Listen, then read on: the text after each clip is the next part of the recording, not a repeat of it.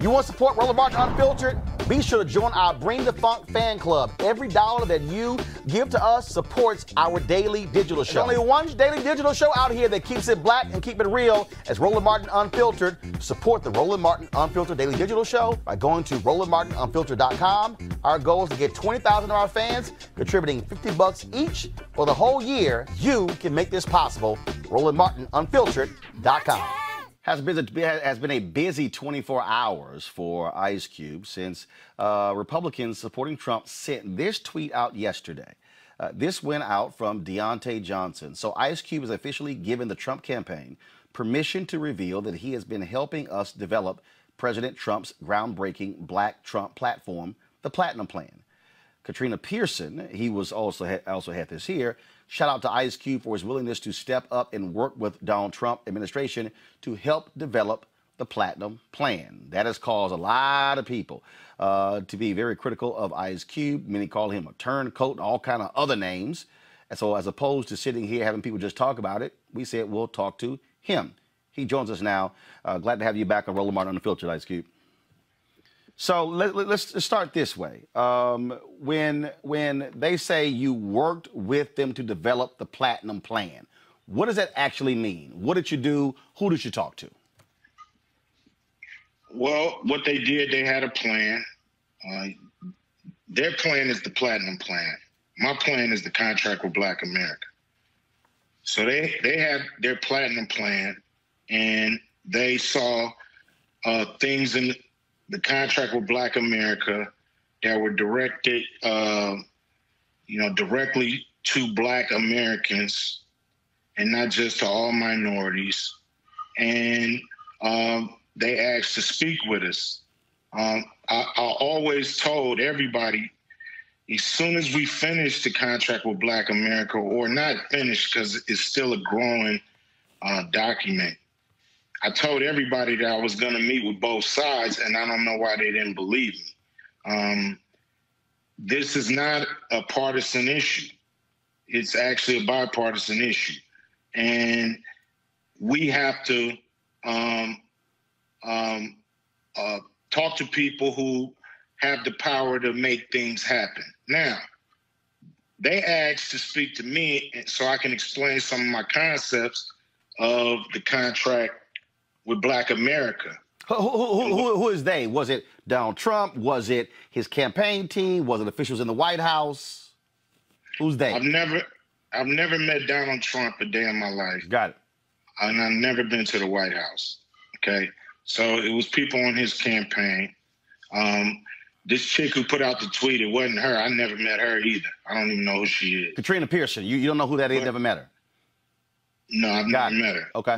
But the thing is this, they looked at the Contract with Black America and they saw that their plan was lacking, and they wanted to implement some of the things from the Contract with Black America into their plan. And I said, you're welcome to do it. And I would say the same thing to the Biden campaign. They're welcome to do it. Some great ideas. I haven't seen too many people disputing the Contract with Black America. Everybody understand that it's needed and it's necessary. So I don't mind anybody in the public sector or in the private sector using parts of it, asking me about it, asking for me to understand, what am I talking about when it comes to trying to not count us as minorities, but to count us as, pretty much a protected race. And so I think we're being buried under a lot of words like minority and people of color and things like that. Now, their plan is still their plan. It's not my plan. Their plan, like all of them, don't go far enough. All of them can be better, but these are just the facts of what happened. This is the Biden campaign basically said, we love 85% of your plan, but we want to talk after the election. That's fine. I'm willing to talk after the election. I just think both sides of the aisle need to take this serious. So what's in their plan that they actually took from yours? Because I've gone through their plan line by line, And be perfectly honest with you, I don't see what's in the plan they released and even mirrors what's in yours. Well, like I said, both plans between both parties are lacking. So, this is what they did. You have to look at the contract with Black America and see where the overlap is. But, the thing that what I try to make them understand is, they have programs, and both parties have programs that are built for minorities and people of color and diversity and urban and these words that don't include us, because they include us, but we only get a small portion most of the time of these programs. So we have to train all politicians that we are Black people, Black Americans, most of and I'm specifically talking about the descendants of slavery, and we have to be dealt with, our concerns have to be rectified as that, and not as a blanket thing with all other minorities. That puts us under 100% of the population here, and I don't know if we can ever get up out of that. But with your contract, it lists these 13 different points here. And again, in their plan, what do you see in the Platinum plan they released that mentions that mirrors anything that's in yours? You got, if I'm looking at it, agreeing to direct VC money to Black investment companies up to $40 billion.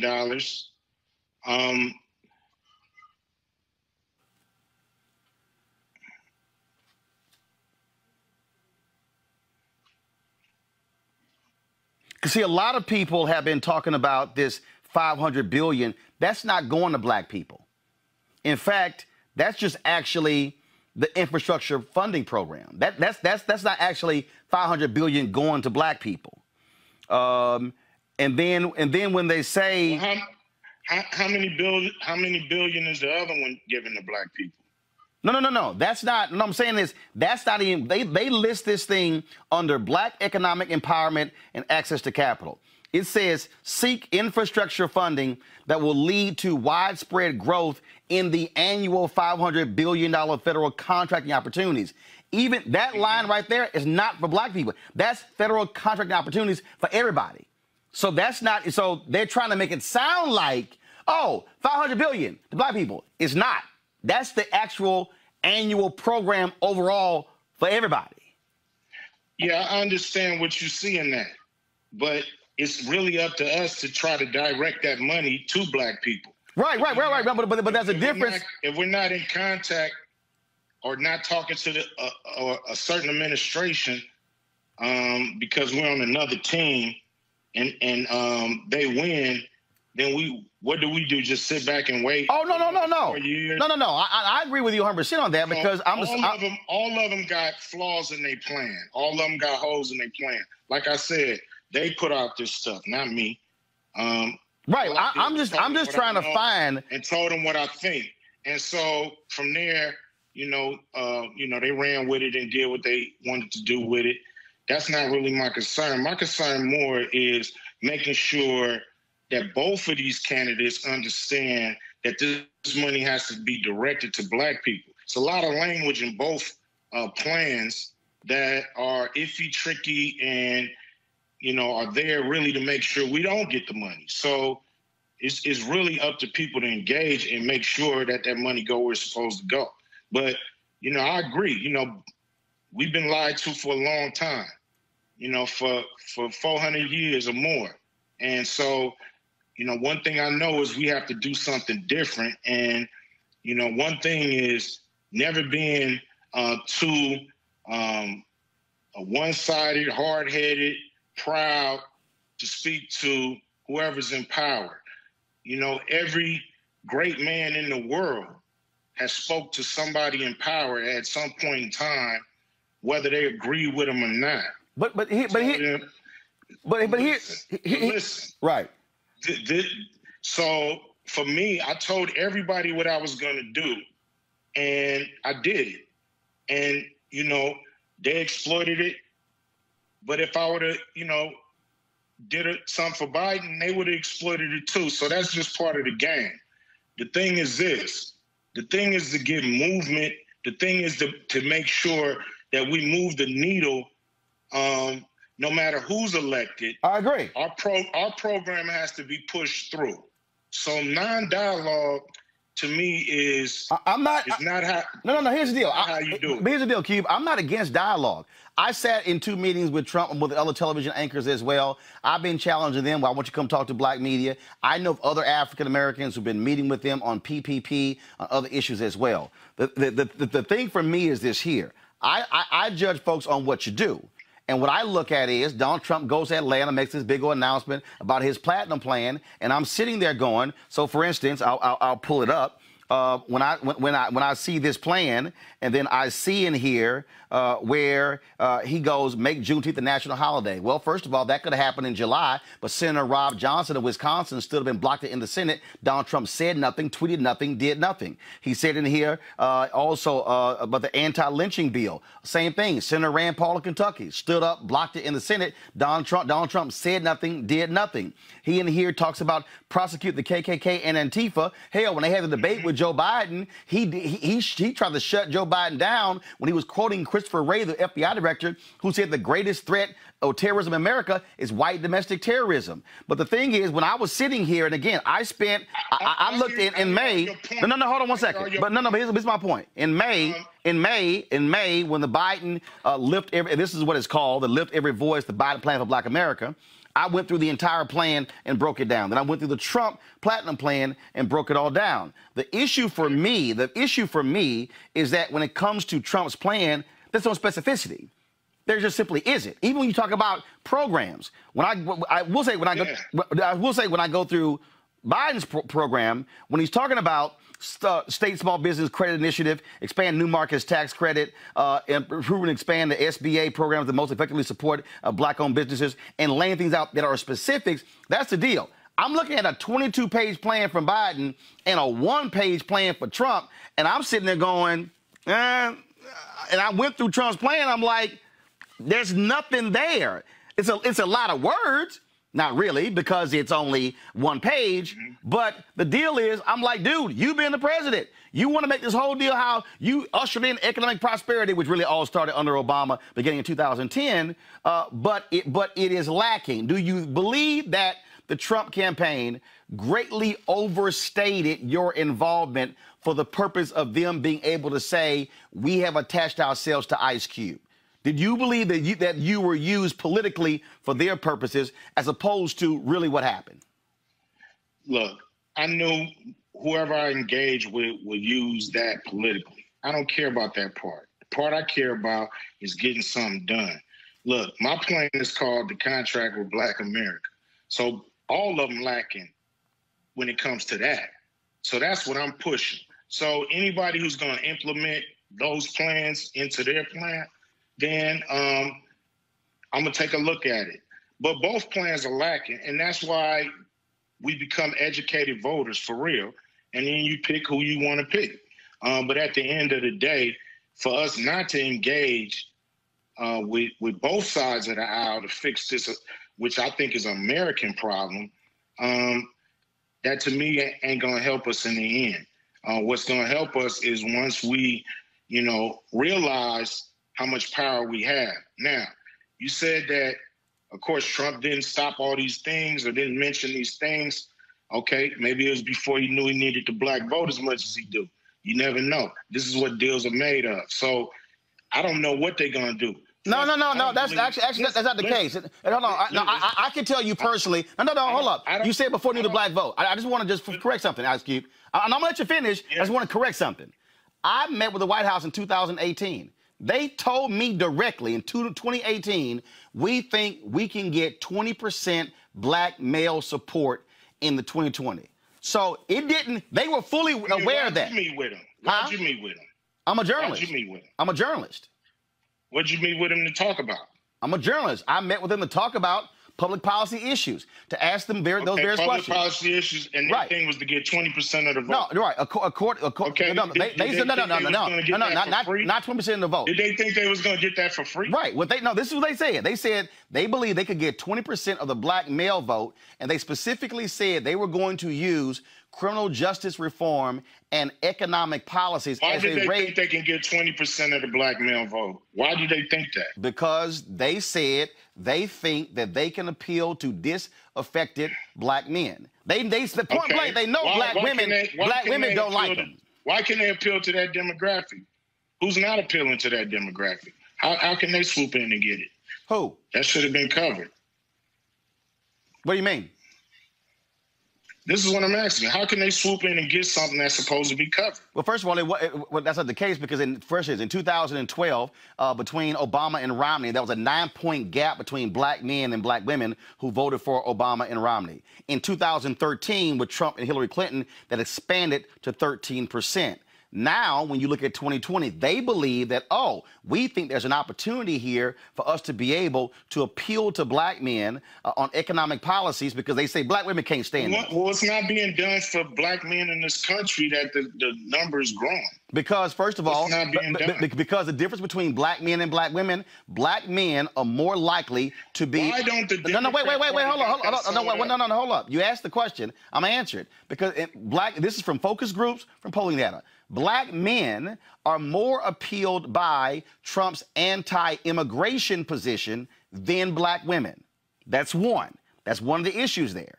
One of the issues that we also see is that we've seen where black men feel as if the Democrats have appealed more to black women than black men. Thirdly, Donald Trump, by touting the First Step Act, saying he got criminal justice reform done and Democrats didn't, which is actually a lie. The mistake that Democrats have made is they haven't taken credit for the First Step Act because if the Democrats don't pass it in the House, it actually don't get done.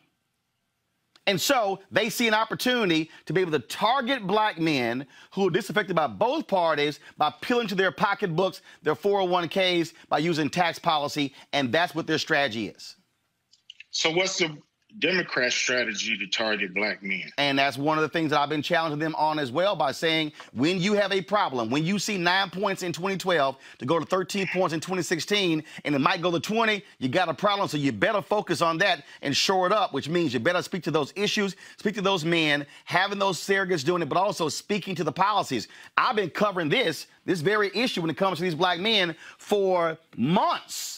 Now, Democrats haven't done it. Now, folks are sort of trying to pay attention now. But I actually was talking to Tom Perez and the DNC about this 4 years ago.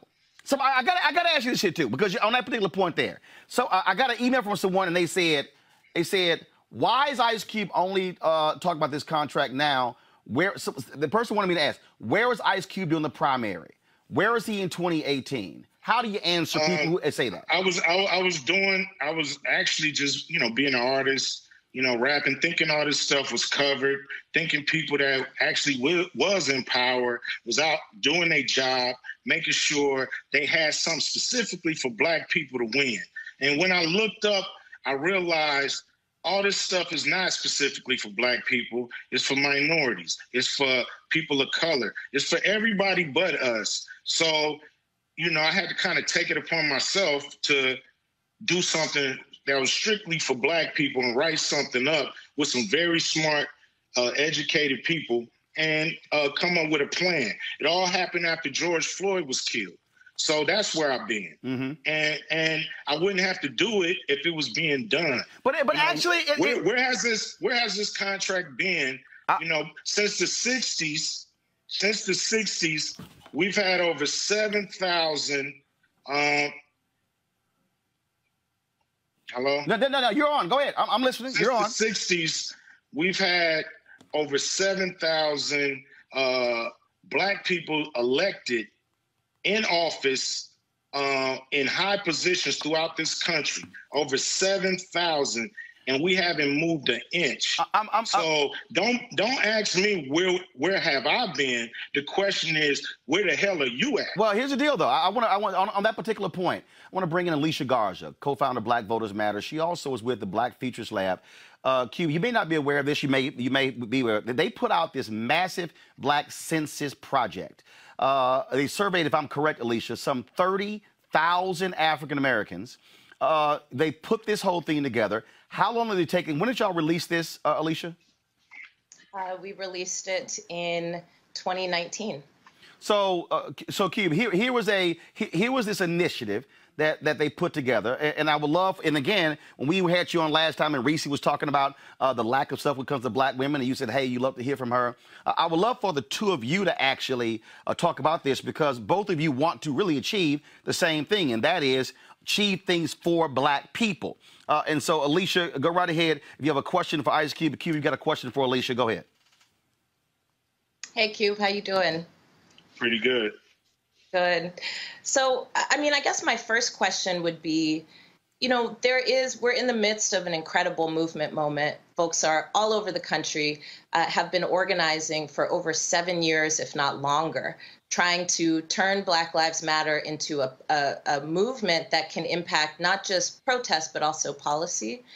I did have a chance to read both versions of the contract with Black America, and I'm just curious, are there activists or organizers in this movement that you've been connected to who have been doing some of this legislative advocacy and policy advocacy work? Yeah, we connected with ADOS, and you know, we helped get a bill passed in California. Governor Gavin Newsom passed AB 3121, which starts the conversation about reparations in California. So we have been connected with, you know, a grassroots organization. We want to connect with as many grassroots organizations who are not connected to any other so-called powers that be, strictly grassroots. And we definitely want to connect with them, people who definitely have no ulterior motives, who really just want to see money get in the hands of the people who built this country and the ancestors and family of the people that built this country. Do you think that Black Lives Matter is a terrorist organization? Because I know for the last year I've been getting death threats. I have security now 24/7 because Donald Trump and his administration has been targeting me and Patrice and Opal and thousands of other activists across the country. I understand what you're saying about trying to talk to the people in power, but I think there is a difference here in terms of who we align ourselves with, and I can't at all say that I take a neutral stance here. You haven't endorsed Donald Trump explicitly, but I am just curious about how you meet those things and how you match those things. How do you put forward a Black agenda with a president that is attacking Black people, attacking Black organizers, attacking Black activists, and literally daring and threatening to throw us in jail for the organizing that we've been doing? Well, you know, I mean, both candidates, you know, have their record of what they've done to Black people. You can look at them and see them out. I don't think Black Lives Matter is a terrorist organization. You know, so that's what I think. You know, what the president think about Black Lives Matter, you know, that's his personal problem. You know, right now we feel that somebody's going to be the president. I would love to work with both parties. I'm not against the Biden campaign or nothing like that. Whoever becomes the president, I would definitely be pushing this program on them. And not only the presidents, but Congress people, senators, private sector, you know, you name it. If you go through the contract, you could probably come up with a list of about 500 companies we can talk to about this situation. So the thing is, what I don't think is healthy for Black people is to automatically jump on one side, and if the other side loses, we just wait for 4 years to engage and hope our side win.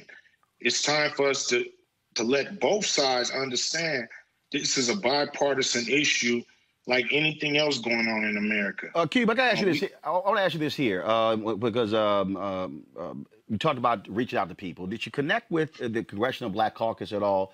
Because they reached out. They reached out after they saw what happened yesterday. They reached out to me. And they sent me this. They sent me this. They sent me. Go to my iPad, guys. Come on. Platinum plan versus. See anything? Okay. No. Right. No. I was talking to the control room. Right. I'm gonna read. I'm gonna read it to you. Platinum plan versus contract with Black America versus CBC legislation. You call for your CBWA calls for ending qualified immunity, banning chokeholds, and elimination of no-knock warrants. The CBC says all of that is included in the George Floyd Justice and Policing Act, but it hasn't been enacted by the folks there in Congress. I mentioned Juneteenth, the federal holiday. The same thing about anti-lynching law. Your contract calls for baby bonds of $1,000 for all new babies. The CBC says that's in their CBC's Jobs and Justice Act. You proposed a plan for neo-reconstruction. The CBC said we gave President Trump a 125-page detailed plan to do this in 2017. 4 years later, we've seen nothing. And according to the CBC, and I want you to respond to this here, according to the CBC, you propose a one-time interest-free home loan for qualified Black Americans. The CBC says, quote, this plan only addresses access to a loan for certain Black people. It does not address necessary relief provisions to prevent foreclosures and expand forbearance for homeowners, but the CBC Jobs and Justice Act does. And so what the Congressional Black Caucus says is the things that you're saying that these things have not been done, have not been focused on, they say it has been done. It's literally in our bills. They were passed by the House but ignored by the Senate. The Black Census Project that Alicia was working on, they dropped in 2019. She's saying they have been working on those things. And so just your response to that was, especially with the CBC saying, no, it's actually in our bills that have been passed. But they were passed by the House but ignored by the Senate. My thing is keep up the good work. Keep going at it. You know, we got to get it passed. There's going to be a lot of overlap because we got good ideas. So that's going to happen. But, you know, until things get passed, they're not passed. So we got to push to get them passed.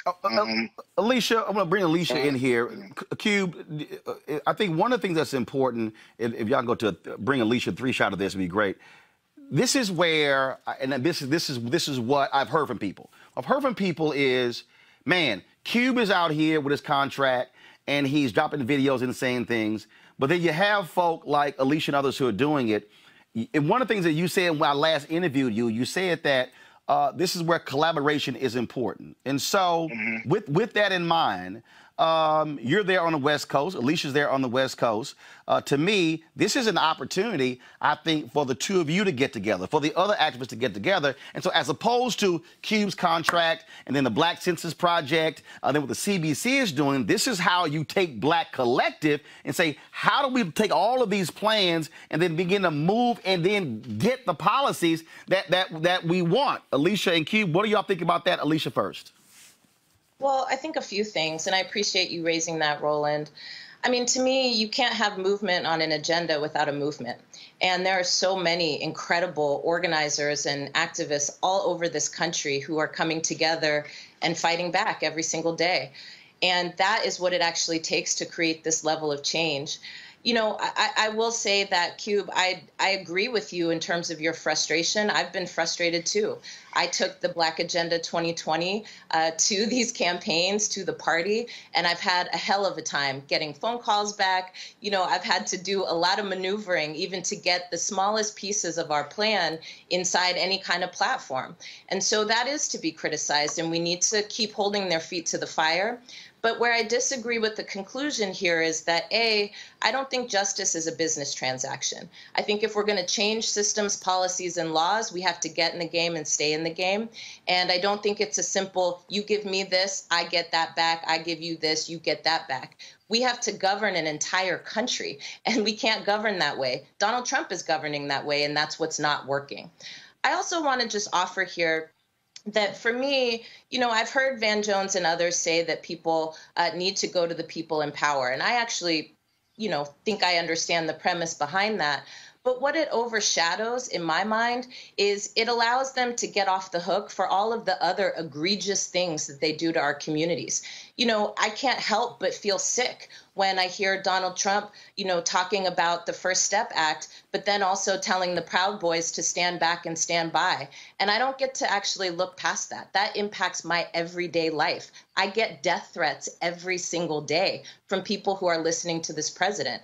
And therefore, I don't have any confidence that even in the sense that he implements something like the First Step Act when it's convenient for him and talks mess about it when it's not, I don't have any confidence that the amount of power has been built actually to get these things done. I don't fault you for trying to move an agenda, but I don't think we can take any shortcuts here, and I certainly don't think we can jump the line. And, you know, it would be one thing if people actually weren't working on this every day. Imagine what we could do together, Cube, if I had access to a platform hold on. But I don't have access. Hold on, Alicia.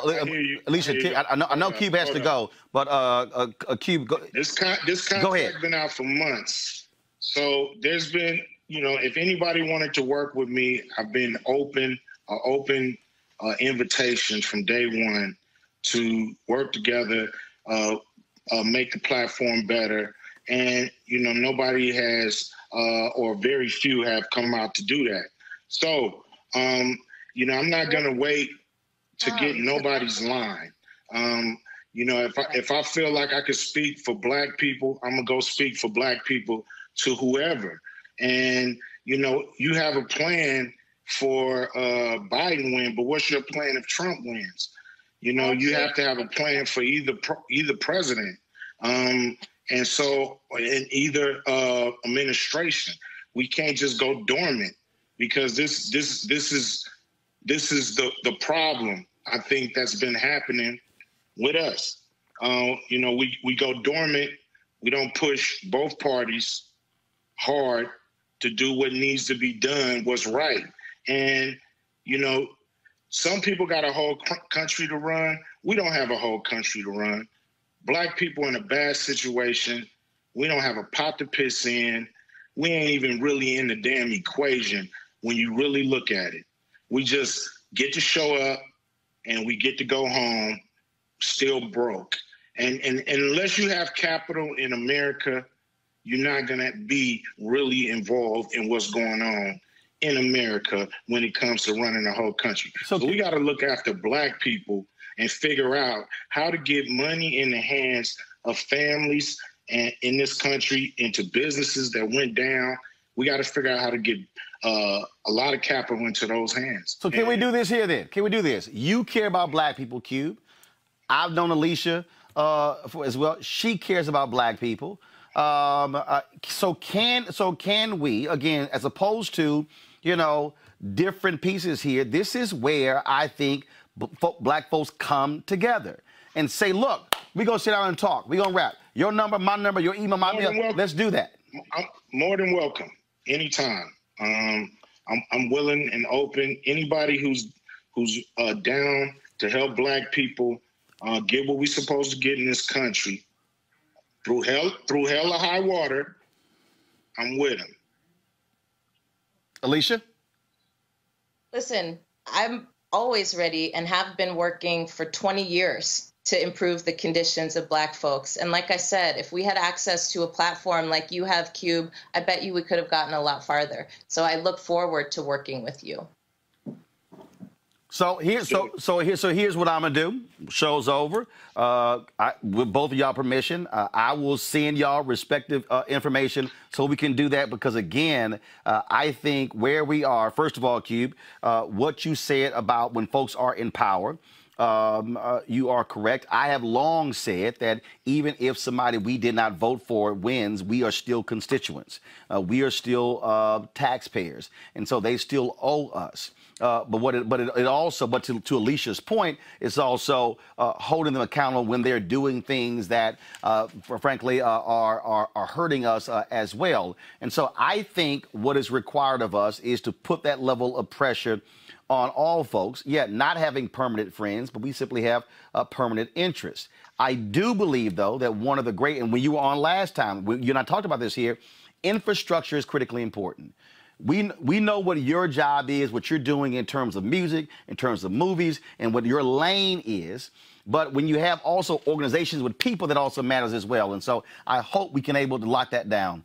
Final thoughts, Ice Cube, you first. You know, I let everybody know what I was going to do, and I don't understand the issue with it. One of these guys are going to be the president, and at the end of the day, whoever that is, we got to go press him. Alicia. That's just it. Yeah, I think accountability requires a movement. It's not done over a boardroom table. It's done by bringing folks with you.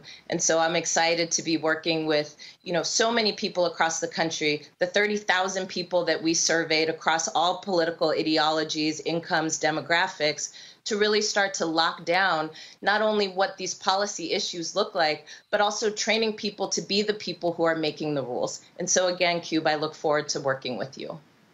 All right, then. Ice Cube, I appreciate it. This is also why it's important for us to have black platforms where we are able to have the conversation. I saw your tweet, Ice Cube, where you said that CNN booked you for Chris Cuomo, and